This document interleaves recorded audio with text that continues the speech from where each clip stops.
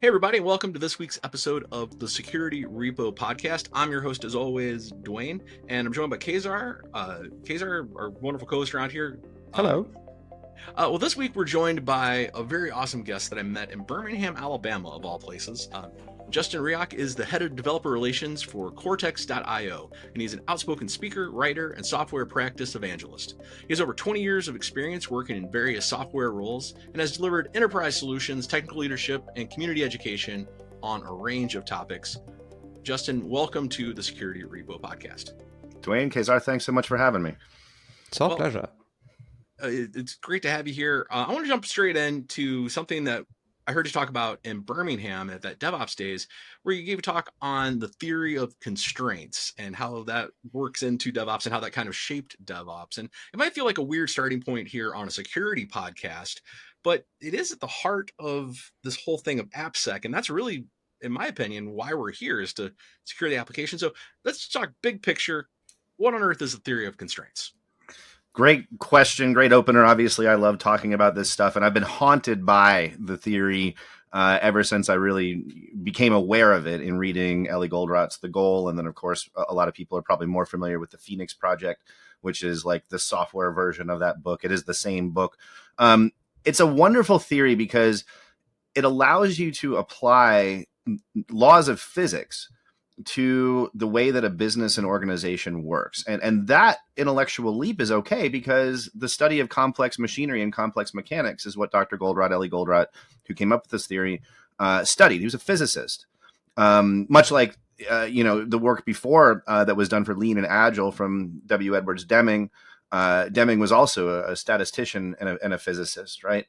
And the nice thing about the laws of physics is that you can't break them, right? So when you apply the theory properly to the mechanics of an organization, you often can come up with some very good predictions on how that organization is going to work, how that business is going to succeed. There's a lot to the theory, but a simple way of boiling it down is to think about a system is only ever going to be able to perform as well as its constraints allow it to perform. And if we're thoughtful about those constraints, we can actually use constraints to make business flow in a certain direction and make it flow more efficiently. The theory breaks any type of complex machine, including a business, down into three fundamental parts. Inventory, which are the raw materials, and the original theory was applied to manufacturing, but a lot of it carries over to software. So the raw materials, assembly of those raw materials at a cost, right? So cost is the next component. And then finally throughput, which is what does the machine do? What is the machine supposed to do? Now, the brilliance of the theory of constraints as applied to business is Ellie Goldratt just takes the intellectual leap. Okay, well, inventory is inventory, right? And cost is cost. Throughput is money. The purpose of the machine of a business is to make money. And so the machine doing its job is about generating capital. Now, the inventory in that machine is subject to other physical laws, like, for instance, entropy. So we know that nothing ever sits still. It just rots, right? We know that things are always changing. So the faster we convert that inventory into throughput for the business, the less time that inventory has to rot, and the better the throughput and ultimately profitability of the business is. And now, if this sounds familiar, it's because this is what DevOps tries to do, right? Now, take another intellectual leap, apply this to a software business. Inventory is code, cost is still cost, FTE cost, and that sort of thing. Throughput is still money. So that's why the point of a DevOps pipeline is to get the code from the fingers of the developer out to production, making money, i.e. throughput for the business, as fast as possible, right? We try to decrease that distance.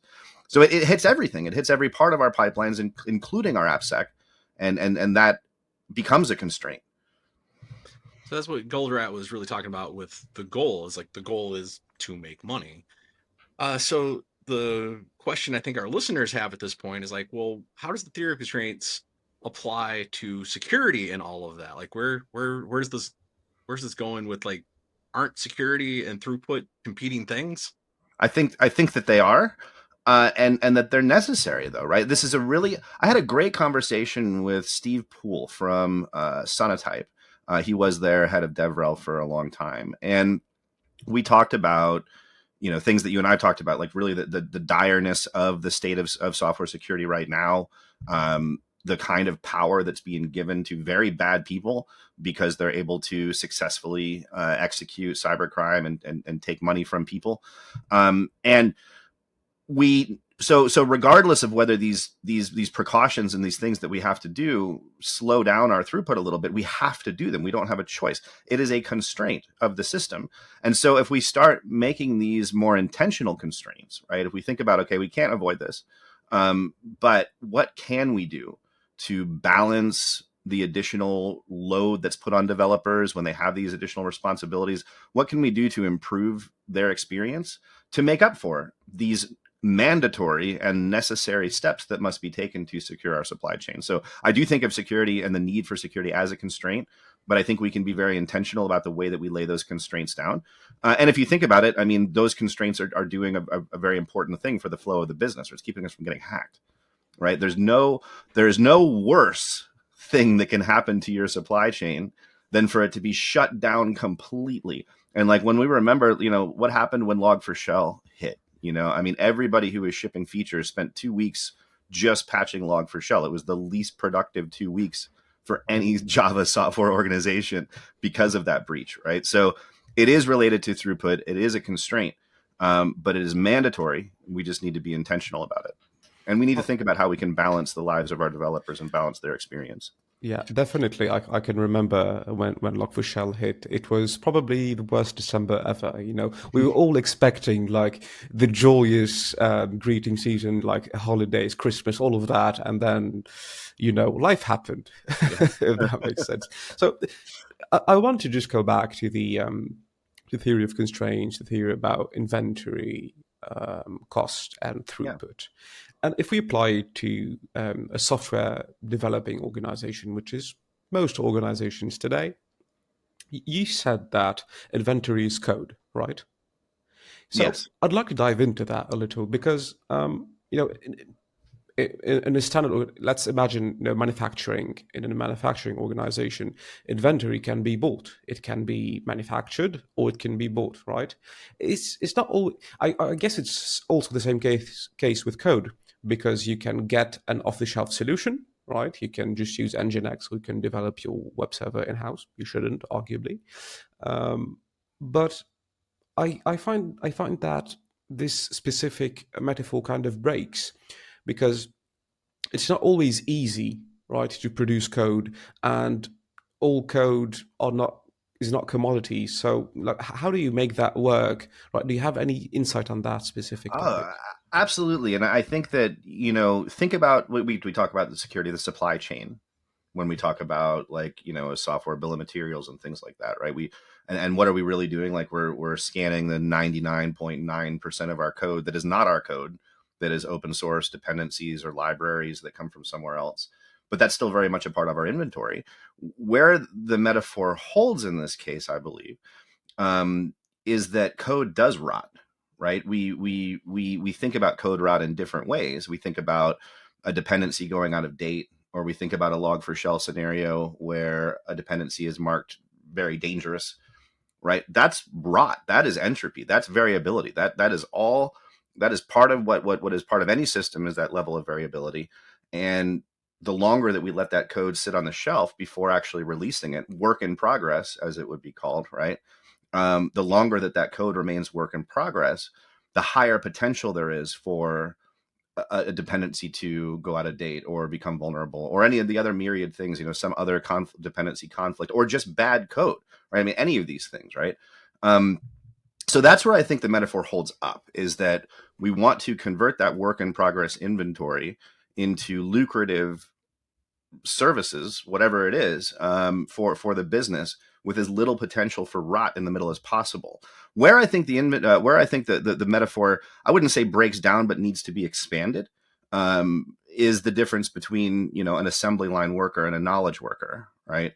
When you're dealing with someone who's a software engineer, who's part of the value stream, putting the inventory together to create code, you also have a whole subsection of this node that's their prefrontal cortex, that is their opinionation, that is their bias, that is their level of exhaustion or non-exhaustion, level of burnout, amount of cognitive switching and context switching that we're asking them to do, right? So I do think that the metaphor needs to be expanded for knowledge work. But I would say that the base idea of, hey, we need to ship code before it rots, and we need to have systems that can do that as fast as possible. And when we do that, we'll increase our business throughput, and we increase the odds of success of that business. So. I like just admitting that this is an analogy. I think sometimes we get caught up in forcing our model to fit an analogy. And the worst offender for that in the world to me is tech debt. Mm. A made-up metaphor to explain to finance people that we're taking shortcuts very quickly to get this out the door that we're going to have to pay back with interest later. Great metaphor for the moment when you're working with the finance team. Should we live our entire lives worried about tech debt? No. But it's an important thing to keep in our mind. But the code rot and code health, I think, are the safest, are the bigger security concern, at least to me. But that kind of leads us to one of the other things I wanted to talk about, and that is getting that security earlier on and then getting into production faster. And we love the term around here, shift left. We know it's a mixed bag out there with a lot of people have all sorts of ideas on it, but it really starts with the developer. If the developer doesn't deliver secure code in the first place, then you need to secure it later. And we've slowed down that process, and we've spent longer to get to production. And then the code is rotted more and more. And it's a vicious cycle. A vicious cycle there. So you used to work at a company that is very well known for its developer experience tooling or developer tooling, Gradle. And not to dig in on the Gradle product at all or anything like that, but you have talked to the development tooling community a lot. So my question in all that is, like, how does developer tooling and that shifting left play into this larger system of constraints, or does it? And how can we be thinking about that for better security? I think that, like, the opportunity for anyone in the build tool space to contribute to a more secure software world is huge. I don't think we spend enough time thinking about, like, the build. You don't get closer to the build than the build tool, right? Even scanners and things that we use after, we know that chain of custody can break in between, creating the actual artifact and then deploying that artifact out in an area where it can execute and potentially cause damage, right? But the build tool is as close as it can get. So that's why I had so many conversations with, like, Sonatype, bigger Maven shop, right? They run Maven Central, for those who may not be familiar with their presence in the community. So that is arguably the most important open source Java repository and arguably the most important open source repository from an enterprise security standpoint, because so much legacy enterprise code still runs on Java and uses Java dependencies, right? So the opportunity is really great. I have been continually frustrated, though, with all build communities. They don't seem to want to pick up this mantle, with the exception of, I'd say, like, the NPM has done a good job with, like, NPM audit and ultimately paving the way for tools like Sneak to exist and to make things better. And obviously solutions, solutions across the board, like yours. And so, I think that where they can get better is admitting that, they are an essential part of actually building the archive. They have a unique view over the code patterns that are going in, and should take more responsibility in helping the developer make their code more secure. Now, that said, externally, a lot of great things are happening. Dependabot, big fan. I think that is a great pattern. But I think that what you'll see happening even with that type of solution, I would recommend everybody, go take a look at the work that's been done by Open Rewrite and Modern. And if any of this, by the way, is competing with your stuff, feel free to just cut it out. I'm not actually sure, but Open Rewrite, Jonathan Schneider is the guy who founded that community, and Modern is the commercial arm of that company. They came up with a way of effectively abstracting any code structure down to what's called a lossless semantic tree, which is just an abstract way to represent the code. and then writing recipes to modify that code and be able to modify that code at scale. Most famously, an Amazon keynote at reInvent this year, they talked about migrating 7,000 AWS services from JDK 17 to JDK 21 in like an afternoon. Using just open rewrite patterns. But it's also being used to detect possible exploitation, exploitable vulnerabilities in code. Because you can also see similar patterns for like, okay, the lossless semantic tree looks like this structure, which we know is possible. This could trigger a Stack Overflow, or this could trigger a buffer underrun, or something like that could be used to create a malicious bit of code with it. Open Rewrite can detect this, and then right now they are automatically in tandem with Dependabot pushing pull requests for like 60,000 open source projects. So basically auto remediating when the pattern is detected, even before SAS, DAST, or any of that stuff, right? I think that this will be the pattern that you'll see accepted. I think we will be proactively mitigating a lot of these issues in the supply chain using solutions like this. And I think that it's, open source communities that have, they taught us how to deal with that, but they also created, I'm not going to say created the problem, but they created a huge corpus of code and apps that we never look at. And we are now used to just taking as our dependencies and running without even giving it a second thought. Yeah, going back to the build tools community, you said that they don't, how do you say that? They don't take up the responsibility of improving security. Can you tell us why you think that? I just think there's other priorities. I think that most dev tools were built by people who write code. And honestly, I mean, having been a developer for a long, long time and later making a shift into understanding things like DevOps and security, it was never top of mind. And I know that, I mean, I'm just admitting it, as a full-time developer, it was never top of mind. I wanted to crank out code. I wanted to write code. Somebody else was responsible for making sure it stayed secure, right? Of course. My opinions on that have matured, as I think of a lot of people who stay in the industry for a long time. But because Gradle is trying to crank out features for the Gradle build tool, Maven's trying to crank out features for the Maven build tool, and the motivation and the community owners tend to be developers first, right? I just don't think that it gets the priority that it deserves, but I also think that it's a major missed opportunity because, again, I just don't think you can get any closer to the build than the build tool. So, of course, no, I'm going to challenge you on that. So you said that it wasn't top of mind. Hmm. Was your company's marketing top of mind? Your company's marketing strategy? I'm going to bet that it wasn't. Gradle is a weird company because there's really two companies underneath that surface, right? You have Gradle.org, which is the open source build tool, which is where the opportunity lies, in my opinion. But that community is run completely separately from the commercial part of Gradle, which are the developer productivity engineering tools like Develocity for speeding up builds and flaky test detection and predictive test selection. These are all commercial tools that are good for legacy Java apps.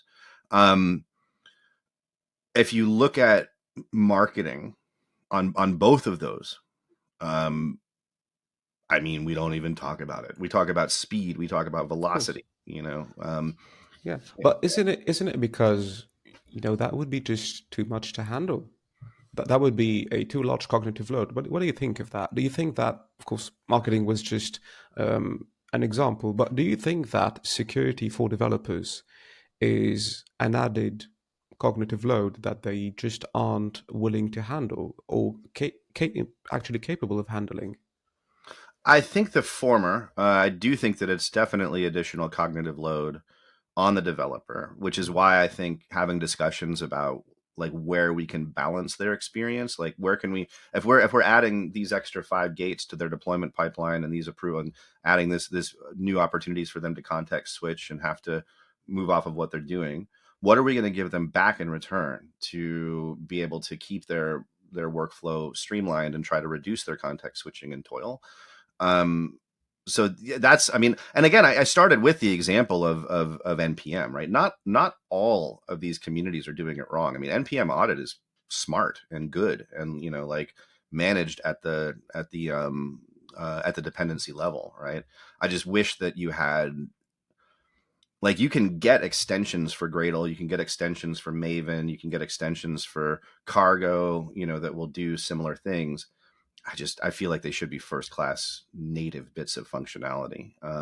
It does fall on the developer out of necessity. I think that developers are capable of understanding, how to use scanning tools and things like that. I think where it really falls apart is writing the code itself, right? It's like writing insecure code, and not understanding, and that is just something that has to be baked into the culture of the organization. Like Google did this really, really well.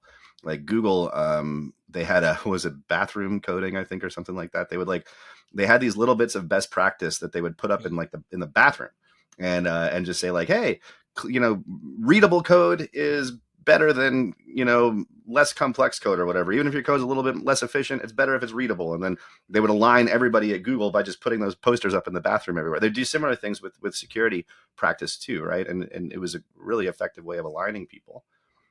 We did that at Pantheon when I was Pantheon.io. And it was, apart from just straight up engineering, we had Gherkin.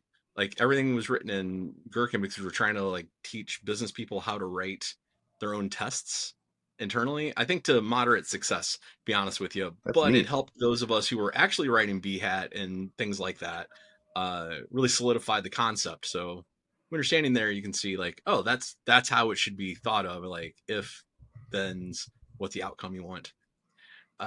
So that's an interesting idea. Definitely think I agree with you that it's not that developers don't want to be secure. It's like their goal is to get it out the door. Right. Yes, of course.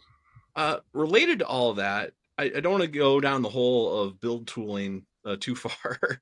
Thank you very much for that. But you also have a background in a very particular background in source control, the other common language we all speak in DevOps. Is like that's the key to how we move the code around is our versioning and the tools we use around that. So we'll just love to hear like big picture, like how do you see source control fitting into here, and where have you seen it done right? And maybe people tune in because they love our horror stories so that we get folks to tell. Maybe some places where you've seen it gone wrong. Yeah. So getting it right, I mean, I would go back to the Dependabot model. I just think that is like so smart, right? I mean, let's make sure that we're taking dependencies that we know are safe and that are being auto remediated as much as they possibly can. The source control itself, though, I mean, if nothing is as close to the build as the build tool, then nothing is as close to the source as the source control, right? And I mean, we know that if we can secure custody of the code from SCM and into the build tool, that we've created a secure artifact, right? Past that point, we can create that secure artifact all day. Is it again being constantly remediated? I've had the opportunity to work with a lot of like public screw ups. Before Gradle, I worked for a company called Open Logic. And our job there was providing effectively like an enterprise support model for open source. There's like, this stuff has all been disclosed, right? But Equifax was a customer in 2017. We sent out monthly periodicals on, hey, these are all the known vulnerabilities in all of these libraries that are part of your stack. We let them know that their struts was vulnerable, and they didn't do anything, right? And then we had similar stories but it's like kind of the opposite now, like an over-indexing. We were also providing support for the CentOS operating system. And we had they still have, the Open Logic still does a lot of business selling ELAs for CentOS as opposed to Red Hat Enterprise Linux. When Spectre Meltdown hit, people didn't know what speculative execution was. And so they all assumed that like their laptops or their VMs or something like that were at risk. And so we got this huge flurry of like, well, are other people literally using the physical chips on your computer? If you're cloud, we don't know. But, if you're running something data center on-prem or whatever, like, you're okay, We saw major exploits during Poodle, Heartbleed. That was so easy to exploit, and so was Log4j. So Equifax is the only company that I'll name by name because you can go and see everything. All the details of that breach are public, and we know what happened there. But these other companies that I'm referring to, you know who they are, and they have the ability to act quickly, and they often don't. And when they don't, that's when you see these things happening. So I hate to say it, but it's like where I still see the biggest screw ups. It's not that we haven't come up with like great scanning. It's not that we haven't like figured out good ways to automate chain of custody and to do better with our supply chain. People just still don't do everything that they need to do. It's really hard, actually, especially across multiple engineering teams in a single business, to align on something like, security compliance and like security checklists and stuff like that. So that's actually a really good point. You can provide the information, you can provide the awareness all day, but wow, put it into practice, it's like now I have to do this translation from this thing I read in a PDF or an email into my practices versus what we're think around here at Gig Guardian is guardrails. Right. How do we put a guardrail in place around the process so it makes it easier to do the right thing?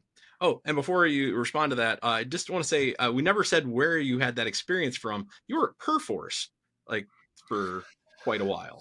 So that was through acquisition, right? So I was working as chief architect for OpenLogic, and we got bought by a company called RogueWave, and then we hung out with RogueWave for a couple of years, and RogueWave got purchased by Perforce. Yeah, so that was super interesting, actually. To then, I want to say Zend, I think, was the acquisition right after OpenLogic, so they picked up commercial PHP. Puppet, I think, is their most recent acquisition, so they currently own Puppet. That was interesting. It was an interesting time at Perforce. They have a very sticky product in their core product. They're able to have an SCM that can manage multi-gigabyte assets.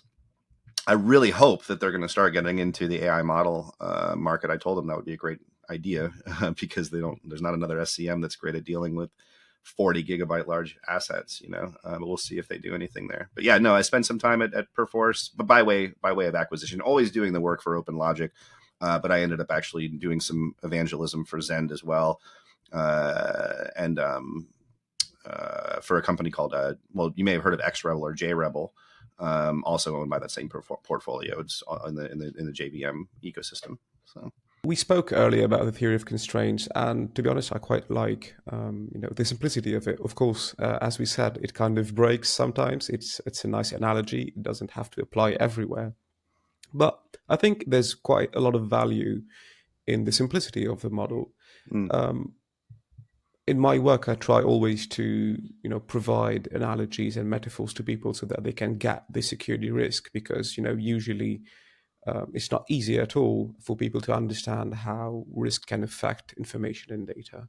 So, in your experience, do you have any other nice frameworks, nice metaphors that work to drive the security improvements in software organizations? I mean, I've always thought about it, I guess sort of, and this may be an old or sort of dated metaphor, but it's always worked for me, in terms of the Russian stacking dolls metaphor, right? Where it's like you have these multiple layers of security that need to be considered. Yeah. The reason that I like that metaphor is because it seems like every 5 years we decide that a layer that we didn't have to secure, now we have to secure it, right? Like it used to be when I was coming up, it was like, well, you just make sure that you secure the perimeter.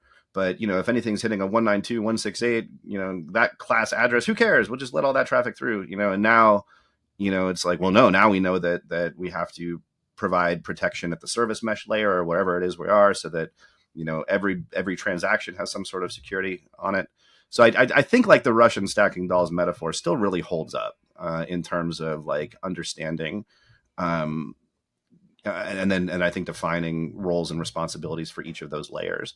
I just think we know the truth now, which is that the innermost doll it has to be the laptop. Like it has to be the developer's workstation. It has to be as close to the code and build as we possibly can get. And we can't let ourselves just, get away with, as long as our internal network is secured, that's not true anymore. The bots are getting so much better. The malware is getting so much better. And social engineering attacks are still very highly effective. So even if, you secure someone's internal network, if that person, executes a bit of code in some email attachment, it doesn't matter. It doesn't matter that you've secured the perimeter, because now that malicious software is inside the network and it's going to breach any of those things. And hackers know this. I mean, they understand like that this is where most people have their weak points. And so they're going to target that. Like they have the easier job. I mean, I think that's like another, like cat and mouse is not really fair, because it's really, it's more like, lion and parasite or something. It's like so much, they have so much more power because their attack surface is so wide, and our ability to predict where they're going to hit it is just limited, and it always will be. So. Oh, of course, that's absolutely true. And you have to work with other teams within the organization to make sure that all the breaches have been filled, fixed. So I guess that's quite difficult, getting people across the organization to work together. Do you have any tips or tricks or frameworks or patterns on how we can improve that? Absolutely. And I mean, not to, to plug our own stuff too much, but it's part of the reason that I went to Cortex. When I left Gradle, I interviewed with a lot of different companies and looked at a lot of different solutions. And the thing that really attracted me to Cortex, and we're not the only solution that offers this, there are other ones, was the pattern of a metric scorecard. The reason that this pattern is so effective for driving cross-functional alignment on not just security, but all kinds of compliance issues, is because you have a pattern that is continue. And this is just, we're going to just talk abstractly about the pattern of the internal developer portal, of which there are many different solutions, and then why the scorecard works so well in that. There's another company, Security Scorecards, that just does this. And they only drive, their only purpose of their scorecards is to drive security compliance across orgs. But if you think about it, here's your portal. And I like to think about the portal as being your choreography layer. I think that's the easiest way to understand it.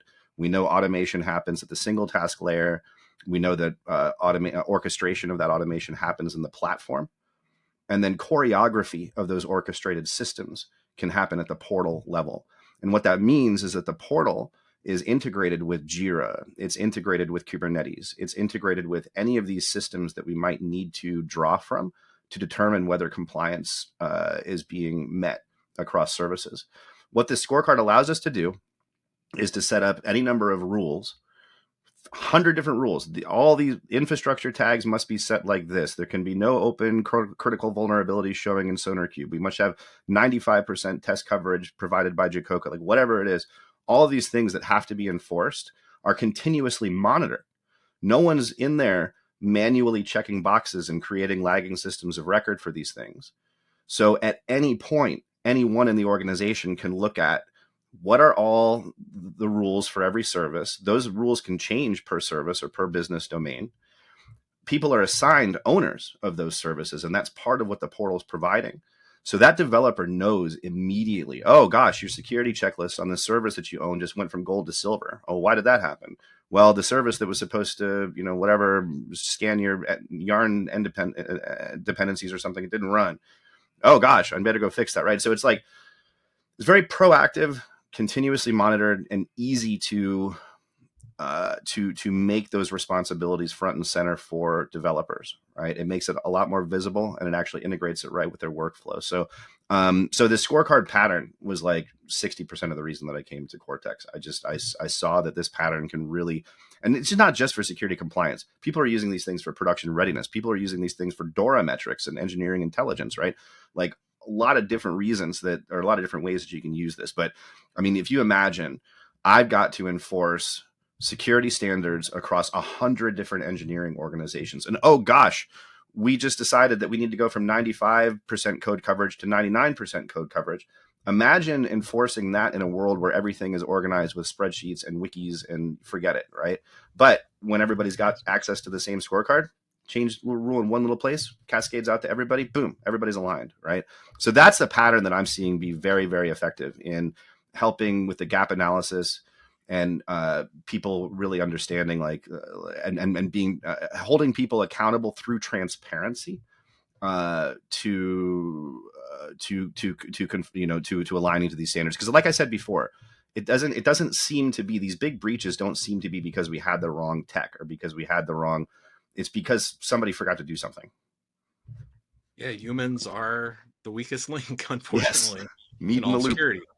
Thank you for all of this, sharing your knowledge today. Before we wrap up, though, if people are tuning into your ideas, they like what you're laying down, where can they follow your adventures? Oh, great. Yeah. So I do all of my activity on LinkedIn. So you'll find me on LinkedIn very easily, and I will definitely follow you back and all of those things. So feel free to reach out. I love talking and building up this community. Of course, our website's at cortex.io. And our podcast, which we just launched, is Prefrontal, the Prefrontal podcast by Cortex. We're focusing on developer experience, platform engineering, DevOps, and sort of everything in between. So you can kind of see our stuff coming out of there as well.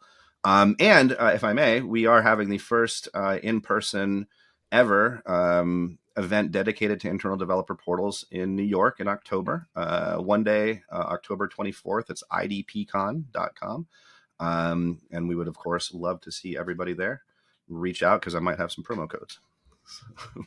We want to know who you really are, Justin. What kind of security professional you really are. So we have 4 questions for you, and would be really interested in having the honest answer to each of these questions. All right, sounds good. Okay, sounds great. What's your favorite security-focused command line tool? I'd have to say, I'm going to say, this is going to sound wrong, but I'm going to say SED, because I can do mass refactor with a single command line and remediate things and fix things using very low actual keys on keyboard. That's perfectly legitimate. I definitely understand your point, even though I'm not quite proficient in SED yet. Moving on to the second question. In your experience, when hiring for security positions, what's your go-to question that you ask in interviews? So I have one that's a personality one. I probably can't even rattle it off. But in Ghostbusters, do you remember when they're bringing in Winston Zedmore and they ask him, like, do you believe in telekinesis? And also there's like this long. So if they answer that one, like, hey, if there's a steady paycheck, I'll believe anything you want, which is the right answer in Ghostbusters. Like, that person's probably going to be immediately hired. I don't really care what their credentials are. They're just the right person for the team. So no. I actually when I'm asking for the security focus stuff, when I was hiring, this was a while ago that I was hiring more security professionals, I was asking a lot of SE Linux questions.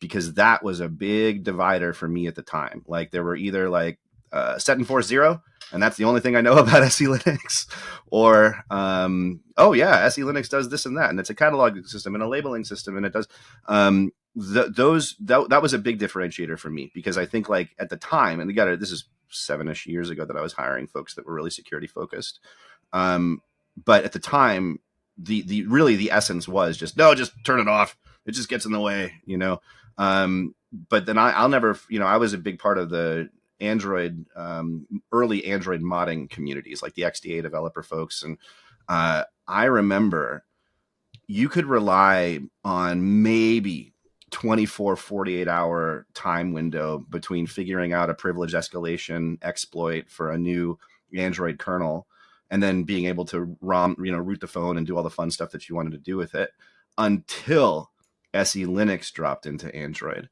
And then the next jailbreak was like a year. It took a long time. So, I got into asking folks about SE Linux and what they thought about it, and whether they went beyond set and force 0. And usually that was separating a lot of wheat from chaff. So Hey, that's quite interesting. I've definitely never thought that this would be something that would be interesting to hiring managers. So, hey, thanks for that. What's the best security advice you can give? You have to drive people to be motivated. And I think like we have a great opportunity to do it because, and I know Dwayne, you and I went around about the exact number, and I don't remember what the exact number is when we were in Nashville, Oh, I don't but think it's knowable. That's it's, the problem with it. yeah, I mean, I think like, well, the collective GDP, I guess, the estimated GDP of all the money that's been generated through malware and ransomware and all these things, it's estimated to be very high, right? I've heard as high as third largest GDP in the world, which would be kind of terrifying after the US and China. And even more terrifying is how quickly that number seems to be growing. And that alone is not scary enough, right? You know, I think a number or purchasing power, what I think we need to stop with is the notion that like, that this is some like innocuous 16-year-old in a hoodie in his mom's basement or something like that, or their mom's basement. That is not who this is. These are drug cartels. These are corrupt regimes. These are people who really cause harm and cause great harm to our society. And when you think about it through that lens, you know, when you're a person like me, whose dad brought home a Tandy Radio Shack in 1986, and this is all I've ever done was, you know, I ran a bulletin board service before the commercial internet. Like, this is our substrate. We built this, and we built it to do good things. We built it to share knowledge. We built it to share opinions. We built it to help foster scientific endeavors and to make the world a better place. And how dare these bad actors take advantage of what we built and use it to cause such terrible calamity. That motivates me, and I think should motivate anyone who is making their livelihood off of this substrate that we all share, and who cares about living in a good world. Yeah, that's these are harsh words, but I think they are definitely, merited. All right, let's try to make it a bit lighter, if you will. What's the worst security advice you've ever received? Keep using Log4j, no big deal. It's easy. No. Have you actually got that advice in the past? That one specifically, I did have a client that was like, what happens if we just keep using it? And I was like, well, wait and see. Yeah, I think I would have to generalize this one. I mean, when I was working for my first programming gig, it was for an ISP called Mindspring in the Atlanta area. We were, a multi-protocol or layered server MPLS switching network. We went across multiple vendors like AT&T and SBC, and we would provision broadband lines and stuff. And we had an architect there who designed using ActiveMQ, actually, a method of placing orders and stuff with these vendors. And that person didn't see the necessity of adding encryption layers across the protocol transport that we were, pushing to major telephone vendors with PII and like addresses and stuff. And they're like, well, nobody gets on these networks. Nobody, like, this is all just AT&T stuff. It's like, dude, everyone's on those networks. Like, we're sitting there, like, we own the backhaul. Like, I can show you North Korea. I can show you Iran, like, right now. like, what are you talking about? So, anyway, so I think that was some of the worst that I'd heard was, we don't need cryptography to secure our protocol layer. We shut that one down. But I think the worst one is still the one that everybody's guilty of, and that's the whole security through obscurity. We'll worry about that later. Nobody knows who we are yet. Well, there's a good chance no one will ever know who you are if you get wiped off the face of the planet before you even get a chance to launch your idea. So, again, harsh words, but I think they are quite true. Well, hey, listen, this has been a pleasure chatting with you today, Justin. Thank you for coming onto the show. And, well, I guess we will see you all quite soon. Yeah. Thanks again for being here. It's a wide-ranging conversation. We covered a lot of topics today. Like, I think each of those could have been its own entire episode. We're gonna have you back before too long to dive in a little bit deeper. I look forward to hearing what you're doing on your podcast as well. Sounds good. Dwayne Cassara, thank you so much for the time. Again, we will throw those in the show notes so you can find links to Prefrontal Cortex podcast and all the other things that Justin laid down. So thanks again.